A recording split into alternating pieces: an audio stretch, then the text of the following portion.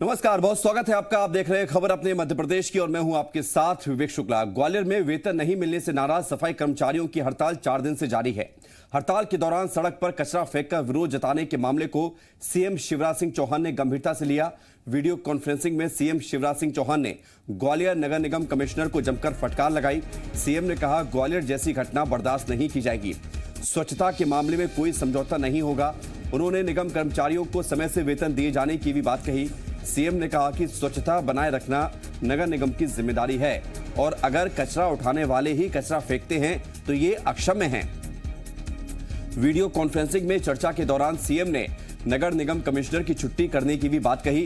वहीं सीएम के सख्त तेवर के बाद ग्वालियर नगर निगम में हड़कंप मच गया। आनंद फानन में नगर निगम ने सड़क पर कचरा फेंकने वाले 4 कर्मचारियों के खिलाफ पड़ाव थाने में एफआईआर दर्ज कराई है।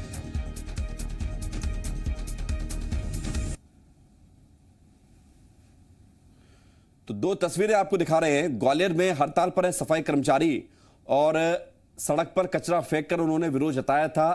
उनको तनख्वाह नहीं मिली है, जिससे नाराज हैं सफाई कर्मचारी। उधर इस घटना के बाद सीएम शिवराज सिंह चौहान ने फटकार लगाई है। साथ ही निगम कमिश्नर को हटाने के भी निर्देश जारी किए गए हैं। ये बड़ी खबर है और पिछले 4 दिन से लगातार सफाई कर्मचारी ग्वालियर में हड़ताल कर रहे हैं। और इतना ही नहीं, कचरा तो उठाया नहीं जा रहा है, उधर कचरा फेंका और जा रहा है। यानी कि जो कचरा उठाते थे वो कचरा फेंक रहे हैं।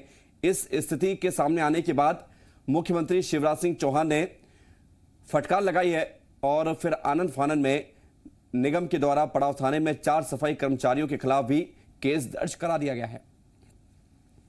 उनकी जवाबदारी कचरा साफ करने की थी, वही कचरा फेंके सड़कों पे।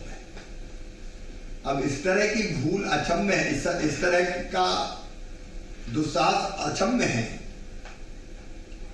अगर अपनी बात रखना तो दूसरे तरीके हो सकते हैं।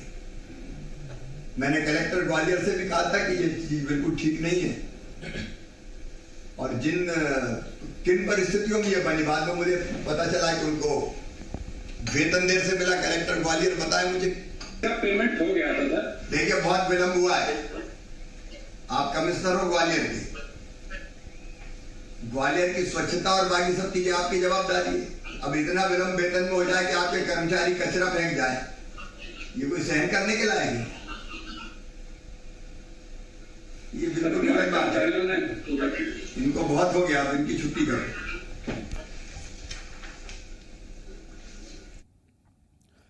प्रधानमंत्री स्वनिधि योजना में लापरवाही बरतने पर सीएम शिवराज सिंह चौहान ने भिंड कलेक्टर को जमकर फटकार लगाई। अधिकारियों के साथ वीडियो कॉन्फ्रेंसिंग के दौरान सीएम ने सख्त लहजा अपनाते हुए कहा कि व्यवस्था बनाने में गंभीरता से सहयोग करें, किसी भी तरह की शिकायत नहीं आनी चाहिए।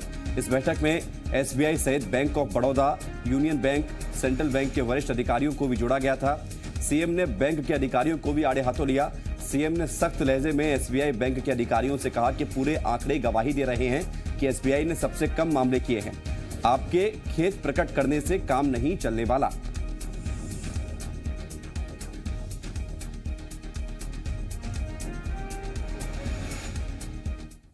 आप गंभीरता से देखिए, केवल खेत प्रकटीकरण से काम नहीं चलेगा। पीएम स्वनिधि योजना के लोन भी अगर एसबीआई जैसे बैंक नहीं करेंगे तो फिर होगा क्या योजना। ग्वालियर में सरकारी विभागों पर बकाया बिजली बिलों को लेकर विभाग के पत्र लिखने पर अब सियासत तेज हो गई है। विपक्ष ने सरकार पर भेदभाव का आरोप लगाया है। दरअसल ग्वालियर में करीब 15 विभागों का 32 करोड़ का बिजली बिल का भुगतान बकाया है, जिस पर कार्रवाई करने के बजाय एमपीईबी के अधिकारी पत्र लिखकर खाना पूर्ति कर रहे हैं। तो वहीं उसके उलट गरीब जनता पर लगातार कार्रवाई भी जारी है। वहीं इसे लेकर एमपीईबी के अधिकारियों का कहना है कि कोरोना की वजह से विभागों के पास फंड की कमी है। वहीं ग्वालियर सांसद विवेक शेजवलकर ने कहा कि बिजली बिलों को लेकर नीति बनाने की जरूरत है। साथ ही सांसद ने बिजली विभाग को अन्य सरकारी एजेंसियों के लिए अपनी दरों में कटौती करने की सलाह की है। साथ ही सरकारी संस्थाओं पर कार्रवाई न किए जाने को लेकर अब कांग्रेस ने सरकार पर निशाना साधा है। पूर्व मंत्री और कांग्रेस नेता बालेंदु शुक्ल ने पूरी व्यवस्था पर सवाल उठाए और सरकार को घेरा। बालेंदु शुक्ल ने कहा कि 2 महीने बिल नहीं भरने पर गरीब के घर की बिजली काट दी जाती है, जबकि विभागों पर मेहरबानी दिखाई जाती है। सरकारी विभाग रहते हैं, उनका भी फंड की कमी रहती है, तो हम लोग लगातार पत्राचार करते हैं और इवन अब तो विभागवार सबकी जिम्मेदारी फिक्स कर दी है वसूली करने के लिए विभागवार। तो हम लोग प्रयास करते हैं, पैसा भी सरकारी विभाग बिल वेरीफाई करा के अपने ट्रेजरी भेज रहे हैं। कोरोना काल में सभी विभागों से जो नागरिकों से पैसा लेना तो लंबित पड़ा है, तो इस वजह से उनके यहाँ भी फंड की क्राइसिस तो रहती है। ट्रीटमेंट प्लांट से वहाँ पर कमर्शियल रेट से वो बिल करते हैं। तो जब इस तरह जनता के लिए जो जन सेवाएं हैं उसमें तो उनको इस तरह कमर्शियल का बिल करना सोचा जाना चाहिए। उसी प्रकार से सरकारी विभाग जो है उनको किस रेट से बिल कर रहे हैं वो इस सब के बारे में ठीक से विचार होकर के एक नीति बनाई जानी चाहिए, ऐसा मेरा मानना है। बिजली के भुगतान के बारे में कड़ी कार्रवाई की जाएगी। कड़ी कार्रवाई किसके खिलाफ? उन लोगों के खिलाफ जो आज नीचे के तबके के हैं, जो आज परेशान हैं, दुखी हैं, उन पर तो कड़ाई हो रही है। अगर 2 महीने भी वो बिल का पेमेंट नहीं करते तो उनकी बिजली काट दी जाती है। यहाँ महीनों से बिल के पेमेंट नहीं हो रहा सरकारी विभागों के द्वारा। क्या समझा जाए? शिवराज सिंह जी क्या कर रहे हैं, उनके नेता क्या कर रहे हैं? और आइए आपको बताते हैं कि किन विभागों पर कितना बिल का बकाया है। नगर निगम पर करीब 26 करोड़ 80 लाख रुपए बिजली विभाग का बकाया है। पुलिस विभाग पर 2 करोड़ 21 लाख रुपए, स्वास्थ्य विभाग पर 72 लाख 15 हजार, बीएसएनएल पर 70 लाख 11 हजार, स्कूल शिक्षा विभाग पर 44 लाख 85 हजार, कलेक्ट्रेट पर ही 43 लाख 44 हजार, उच्च शिक्षा विभाग पर 22 लाख 71 हजार, कृषि विभाग पर 3 लाख 34 हजार, पीडब्ल्यूडी विभाग पर करीब 19 लाख 22 हजार, राजस्व विभाग पर 10 लाख 74 हजार, जल संसाधन विभाग पर करीब 8 लाख 59 हजार, वन विभाग पर 5 लाख 69 हजार का बिल बकाया है।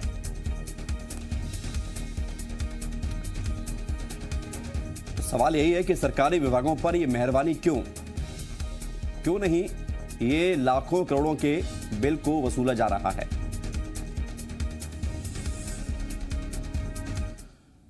मध्य प्रदेश में बिजली उपभोक्ताओं की जेब पर दोहरी मार पड़ने वाली है। एक तरफ बिजली विभाग ने नए साल से बिजली की दरों में 2% बढ़ोतरी कर दी है, तो वहीं दूसरी तरफ बिजली विभाग अब नए स्मार्ट मीटर लगाने की तैयारी कर रहा है। नए स्मार्ट मीटर करीब 15,000 रुपए के होंगे, जिसकी वसूली उपभोक्ताओं से की जाएगी। दरअसल बिजली सुधार के लिए बिजली कंपनियां अब स्मार्ट मीटर लगाने की तैयारी कर रही हैं। पूरे प्रदेश में मार्च से ही मीटर बदलने का काम शुरू हो जाएगा। जानकारी के मुताबिक मीटर रीडिंग में हो रही गड़बड़ियों के बाद ऊर्जा विभाग ने फैसला लिया है। नए स्मार्ट मीटर में चिप लगी होगी, जिससे रीडिंग सीधे ऑफिस में रिकॉर्ड होगी। अब 3 अलग अलग तरह के मीटरों से बिल जनरेट करने का सिस्टम लागू होगा। स्मार्ट मीटर के बिजली बिल ईमेल, एसएमएस के जरिए भेजे जाएंगे। वहीं 10 किलोवाट बिजली उपभोग करने वाले उपभोक्ताओं से पुराने इलेक्ट्रॉनिक मीटर से बिजली बिल की वसूली की जाएगी।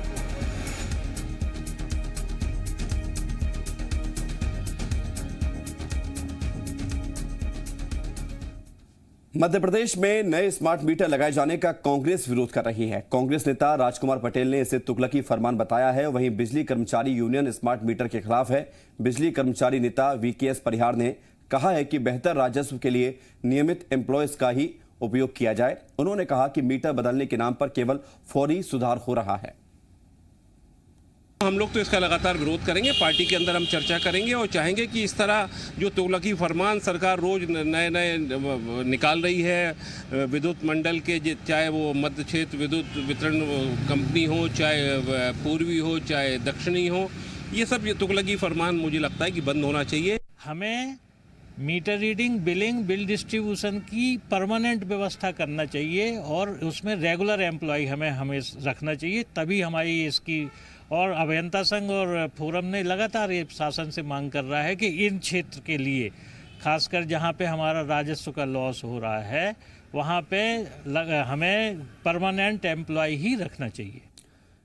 एमपी कांग्रेस ने बिजली के स्मार्ट मीटर में भ्रष्टाचार के आरोप लगाए हैं, जिस पर जवाब देते हुए बीजेपी ने कहा दिग्विजय सरकार में इलेक्ट्रिक मीटर की खरीदी में कमीशन किया गया था, इसलिए कांग्रेस को स्मार्ट मीटर में भी भ्रष्टाचार नजर आता है। बीजेपी ने कहा कि शिवराज सरकार में भ्रष्टाचार मुमकिन नहीं है। स्मार्ट मीटर लगाने का काम ये सरकार करने वाली है। अभी खरीदी नहीं हुई है, पर कांग्रेस को पहले से ही घोटाला दिखने लगा है।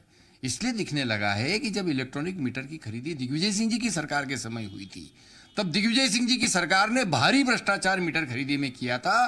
तो जिन्होंने भ्रष्टाचार किया है उनको हर खरीदी में भ्रष्टाचार दिखेगा, क्योंकि आगे आगे उन्होंने ऐसा करने का काम किया है। छतरपुर में बिजली बिल से परेशान किसान की आत्महत्या के मामले में अब कांग्रेस कमेटी के द्वारा जांच करेगी। आपको ये बता दें कि कांग्रेस ने एक कमेटी बनाई है जो कि जाकर किसान के परिवार से मुलाकात करेगी, साथ ही जानेगी कि असली स्थिति क्या थी। किसान की खुदकुशी मामले में पूर्व सीएम कमलनाथ ने 3 सदस्यीय जांच समिति बना दी है। कमेटी में हर्ष यादव, बृजेंद्र सिंह राठौर और विक्रम सिंह शामिल हैं। कमेटी मृतक के परिजनों से मुलाकात कर मामले की जांच करेगी।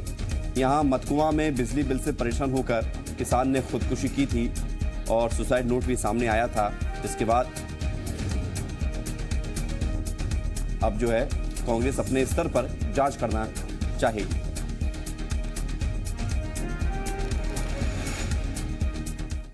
बेहद गंभीर बेहद विभत्स मामला है। इस पूरे मामले को कमलनाथ जी ने गंभीरता से लेते हुए इस पूरे मामले को लेकर प्रदेश कांग्रेस कमेटी की ओर से एक जांच दल बनाने का निर्णय लिया है। इस जांच दल के अंदर पूर्व मंत्री बृजेंद्र सिंह राठौर, पूर्व मंत्री हर्ष यादव और विधायक विक्रम सिंह नातीराजा को शामिल किया गया है। तीनों मौके पर जाकर पीड़ित परिवार से मिलेंगे, पूरे मामले की जाँच करेंगे और इसकी रिपोर्ट प्रदेश कांग्रेस कमेटी को सौंपेंगे।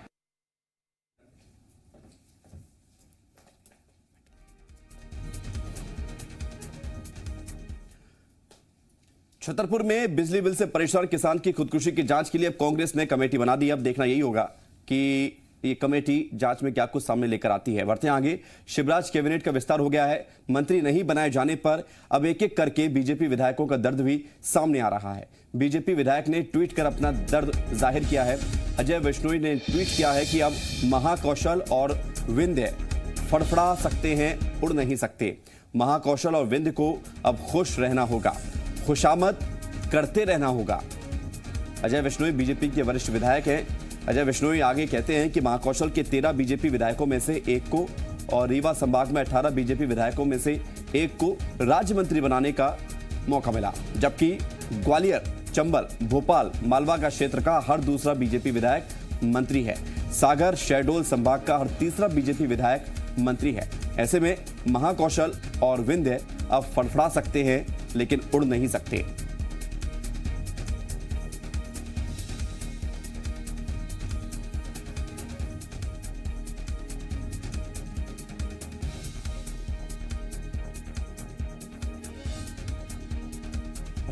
अजय विश्नोई ने ये ट्वीट किया है और ये उनका दर्द कहा जा सकता है, क्योंकि इससे पहले भी जब मंत्रिमंडल का विस्तार हुआ था तब भी अजय विश्नोई सामने आए थे। महाकौशल और विंध्य को प्रतिनिधित्व नहीं मिलने पर नाराजगी जताई थी। भारतीय जनता पार्टी तब से कोई प्रतिनिधि दे रहे हैं, लोगों को किसी को तवज्जो दे रहे हैं। सब बंधुआ मजदूर बन के भाजपा में घूम रहे हैं और जो इधर भटके गए वो तो और उनकी हालत खराब है। तो ये सारी चीजें हैं, तो उनको सिंधिया को खुश करने के लिए 2 कल ले लिए, ज्योतिराज सिंधिया जी को खुश करके 2 ले लिए हैं। सांसद बना वो कर्मचारी, उसको कोई पता ही नहीं है पब्लिक का क्या काम है क्या नहीं, और उनको जो अधिकारी रूप में जो करता था, जो काम लेना देना, वो काम वो सब जारी है।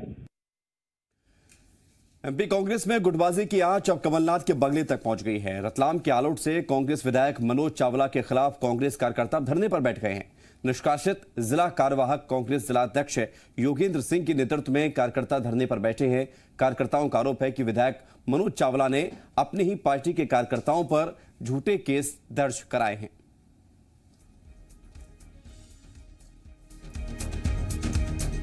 तो ये गुटबाजी अब खुलकर सामने आ रही है और कार्यकर्ता यहां तक कह रहे हैं कि उनकी बात को पार्टी में, संगठन में सुना ही नहीं जाता है।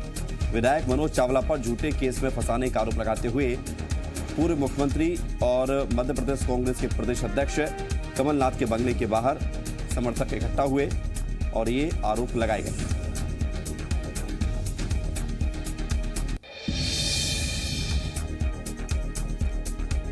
तो ये तस्वीर आपको दिखा रहे हैं, ये कमलनाथ के बंगले की बाहर की तस्वीरें हैं जब कांग्रेस के कार्यकर्ता इकट्ठा हो गए और नारेबाजी करने लगे। इनकी मांग है कि इनकी बात को सुना जाए और जो बात वो रखते हैं उस पर गंभीरता से विचार किया जाए। झूठे आरोप लगाकर अपने ही लोग अपने ही लोगों को फंसा रहे हैं।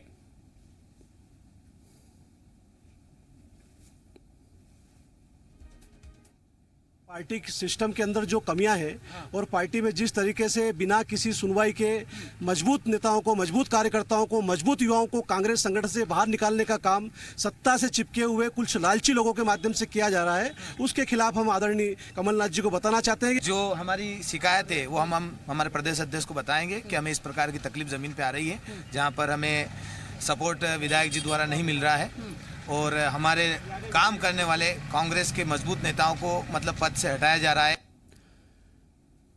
एमपी में नगरीय निकाय चुनावों में इस बार बीजेपी युवाओं को मौका देने की तैयारी में है, जिसे लेकर कांग्रेस ने एक बार फिर बीजेपी पर निशाना साधा है। प्रदेश में आगामी नगरीय निकाय चुनाव को लेकर बीजेपी अब जोर शोर से तैयारी में जुटी हुई है। हालांकि अभी चुनाव टाले गए हैं फरवरी तक। बीजेपी इस बार नगरीय निकाय के मैदान में युवाओं पर दांव लगाने की तैयारी में है। पार्टी के इस फैसले पर प्रदेश महामंत्री भगवान दास सबनानी ने कहा है कि बीजेपी हमेशा से युवाओं को आगे लाने का काम करती रही है। हमने मंडल अध्यक्ष, जिला अध्यक्ष, हर स्तर पर युवाओं को आगे बढ़ाने की कोशिश की है।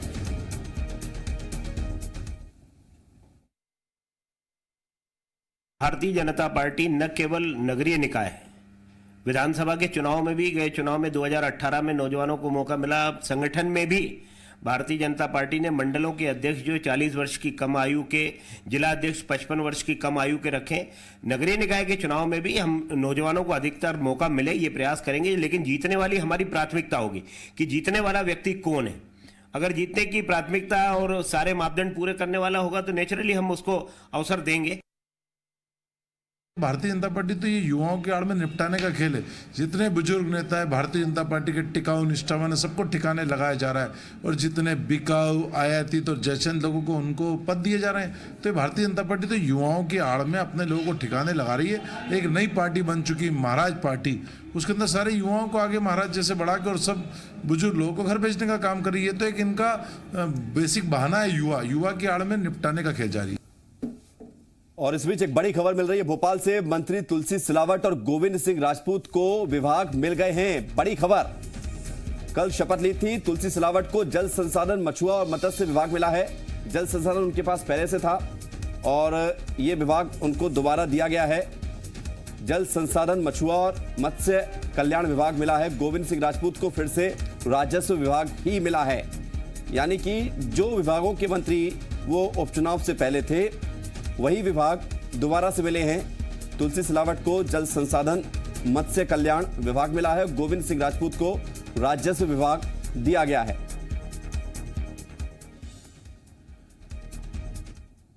एमपी में नक्सलियों के घुसपैठ का खुफिया इनपुट सामने आया है। बालाघाट में 100 से ज्यादा नक्सली घुसे हैं। सूत्रों के हवाले से यह बड़ी खबर है। 100 से ज्यादा नक्सली मध्य प्रदेश की सीमा में दाखिल हुए हैं। छत्तीसगढ़, आंध्र प्रदेश और झारखंड के हार्डकोर नक्सली 2 महीने में 5 नक्सलियों पर कार्रवाई के बाद ये मूवमेंट हुआ है और एमपी में बड़ी वारदात की फिराक में है ये नक्सली। सूत्रों के हवाले से खबर आपको बता रहे हैं और ये बड़ा इनपुट है इंटेलिजेंस का, जिसके आधार पर अब रणनीति भी तैयार की जा रही है। छत्तीसगढ़, आंध्र प्रदेश और झारखंड के हार्डकोर नक्सली मध्य प्रदेश की सीमा में दाखिल हुए हैं।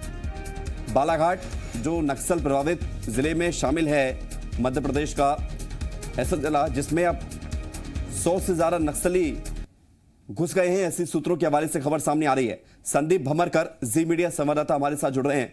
संदीप, क्या जानकारी, ये जो इनपुट सामने आया है ये चौंकाने वाला है और रणनीति भी बनाई जाएगी? बिल्कुल, पुलिस मुख्यालय को और पुलिस इंटेलिजेंस को इस बात की इनपुट्स मिल गए हैं। 100 से ज्यादा नक्सलियों ने, जो अलग जगहों के हैं, ये हार्डकोर नक्सली हैं जो आमतौर पर किसी बड़े ऑपरेशन पर काम करने के लिए जाने जाते हैं। ये नक्सली प्रदेश में घुस गए हैं और छत्तीसगढ़ के रास्ते इन्होंने प्रवेश किया है और बालाघाट में इनके होने के इनपुट्स पुलिस इंटेलिजेंस को मिले हैं। इसके बाद में प्रदेश का पुलिस इंटेलिजेंस एक्टिव हो गया है और इस मसले पर शासन को और पुलिस मुख्यालय को इत्तला दे दी गई है और उसके बाद तुरंत ही पुलिस मूवमेंट को बढ़ा दिया गया है। खोज खबर तेज कर दी गई है और इस बात की आशंका है कि पिछले 2 महीनों में तकरीबन 5 नक्सलियों के खिलाफ में कार्रवाई की गई थी। ये वो कार्रवाइयां थी जो बड़े नक्सली थे, हार्डकोर नक्सली थे और बड़े मूवमेंट करते थे। ये छोटे नक्सली नहीं थे। तो इसके बाद में आमतौर पर समझाया जाता है कि जब भी अपने खिलाफ में कोई कार्रवाई होती है तो नक्सली जवाब देने के लिए कोई ना कोई किसी न किसी ऑपरेशन को अंजाम जरूर देते हैं। तो ये 100 नक्सली जो आए हैं ये इसी किसी मॉड्यूल को लेकर मध्य प्रदेश में आए हैं। इस बात की आशंका है और पुलिस अलर्ट है। पुलिस कोशिश ये कर रही है कि जल्द ही पुलिस फोर्स को यहाँ पर बढ़ाया भी जाए और जरूरत पड़ी तो सीआरपीएफ के जो बटालियन है इसको भी यहाँ पर भेजा जाए ताकि किसी भी वारदात को होने से कहीं रोक दिया जाए। संदीप, ये बड़ी जानकारी आप हमें दे रहे हैं। 100 नक्सली मध्य प्रदेश की सीमा में दाखिल हुए हैं, ये कुछ जानकारी मिल पाई है कि मंसूबा क्या है? हालांकि आप बता रहे हैं कि किसी बड़ी वारदात को अंजाम देने की कोशिश है, लेकिन क्या मंसूबा है और ये कब, कितने टाइम पीरियड में ये लोग एमपी की सीमा में आए हैं? देखिए, जो हमारी एमपी के सीनियर पुलिस ऑफिसर से बातें हुई हैं, जो चर्चा हुई है, उन्होंने ये कहा है कि इस बात से इनकार नहीं किया है कि वो नक्सली किसी बड़े ऑपरेशन की फिराक में है। यानी पुलिस इस बात को जानती है कि नक्सलियों का इतनी बड़ी तादाद में, खासतौर पर बड़े नक्सली नेताओं का जो कमांडर्स हैं या उससे बड़े लेवल के नेता हैं, इन लोगों का मूवमेंट आया है तो ये किसी बड़े ऑपरेशन को अंजाम देने के लिए ही आते हैं और इसीलिए पुलिस भी पूरी तरह तैयार है और इनका जवाब किस तरह से दिया जाना है इस बात की आशंका पहले ही थी। शुक्रिया आपका संदीप जानकारी के लिए। इंदौर से खबर है जहां महिला एवं बाल विकास विभाग की तरफ से एक अनोखी पहल की गई है। आपको बताएंगे वो पहल क्या है। दरअसल महिला एवं बाल विकास विभाग की जो पहल है वो ये है कि फ्लाइट एट 18 एमपी कैफे का शुभारंभ किया गया है। बाल सुधार गृह में रह रहे बच्चों को मुख्यधारा में शामिल करने के लिए फ्लाइट एट 18 एमपी कैफे का शुभारंभ किया गया है, जो कि जो बच्चे किन्हीं वजहों से बाल सुधार गृह में रह रहे थे और वो अब 18 साल की उम्र पूरी कर चुके हैं, ऐसे बच्चे समाज की मुख्य धारा से जुड़ सकें और अपना भविष्य सुरक्षित कर सकें। इसी उद्देश्य के साथ इन कैफों को शुरू किया जा रहा है। इन बच्चों को पहले विभाग की तरफ से ट्रेनिंग दी जा रही है और उसके बाद उन्हें आत्मनिर्भर बनाने के लिए महिला बाल विकास विभाग की मदद से कैफे खुलवाए जा रहे हैं। कैफे की शुरुआत कराने में योगदान देने वाले सामाजिक संगठनों का कहना है कि इंदौर में ये पहला कैफे है।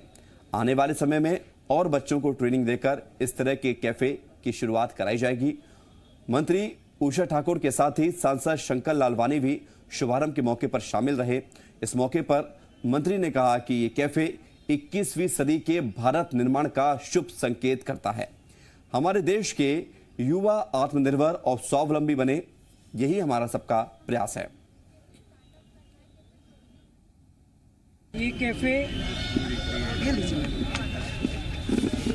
21वीं शताब्दी के भारत निर्माण का शुभ संकेत करता है। हमारे बच्चे स्वावलंबन की ओर अग्रसर हो रहे हैं, स्वाभिमान के साथ अपना जीवन जी सके, अपने सपनों को साकार कर सके। इसलिए ICPS के तहत इस कैफे को आज यहाँ प्रारंभ किया गया। कोविड-19 के बाद बहुत सारे जो बच्चे इस समय निकले थे तो वो बेरोजगार हो गए थे, तो उनको ये देखा गया कि नौकरी मिलने में बड़ी दिक्कत आ रही थी, तो क्यों ना इनको एक व्यावसायिक प्रशिक्षण प्रदान किया जाए और वो खुद का व्यवसाय शुरू कर सके। इस सोच के साथ महिला बाल विकास विभाग के साथ मिल ये कैफे की शुरुआत करी गई। यहाँ पर अभी वर्तमान में 6 बच्चे हैं जो उसका संचालन भी कर रहे हैं और यहाँ पे प्रशिक्षण भी ले रहे हैं और अपनी शिक्षण भी कर रहे हैं। बुलेटिन में इतना ही।